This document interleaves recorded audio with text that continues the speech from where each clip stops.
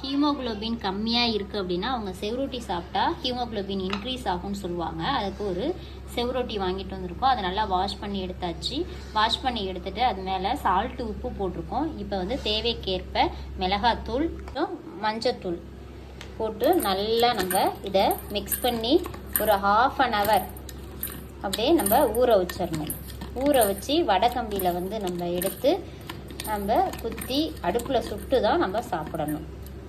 இப்போ இது மாதிரி இது பண்ணியாச்சு. இப்போ இதை என்ன பண்ணணும்னா அங்கங்கே இந்த உப்பெல்லாம் சாறுறதுக்காக இந்த வடைக்கம்பியை வச்சு இப்படி நம்ம அங்கங்கே வந்து ஹோல்ஸ் போட்டுக்கணும். அப்போ தான் வந்து உப்பெல்லாம் உள்ளே சார்ந்து நமக்கு நல்லா அந்த டேஸ்ட் நமக்கு கிடைக்கும். சும்மா சாப்பிடும்போது அந்த டேஸ்ட் நமக்கு கிடைக்காது. இது மாதிரி குத்தி விட்டுக்கணும் வடைக்கம்பியை வச்சு.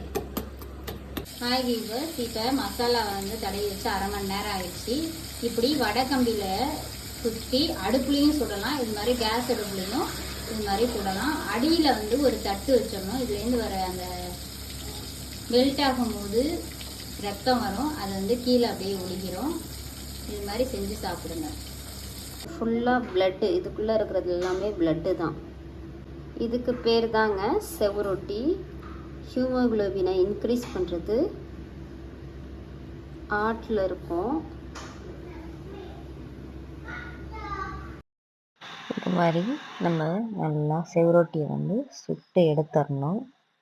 நல்லா லோ ஃப்ளேமில் ஹையாக வச்சு இது மாதிரி நம்ம சுடணும். சுட்டு சாப்பிட்டா தான் இதில் இருக்கிற எஃபெக்ட் நமக்கு நல்லா கிடைக்கும். அரிஞ்சு வெங்காயம் தக்காளி போட்டு இன்னொரு விதமாகவும் செய்யலாம். ஆனால் இப்படி சாப்பிட்றதுல தான் நமக்கு அப்படியே அந்த ஹீமோகுளோபின் வந்து இன்க்ரீஸ் ஆகும். இப்போ ஹீமோகுளோபின் சுட்டாச்சு. இப்போ ரெடி. புதுசாக பார்க்குறீங்கன்னா எங்களுடைய சேனலை லைக் பண்ணி சப்போர்ட் பண்ணுங்கள். Bye bye. தேங்க்யூ.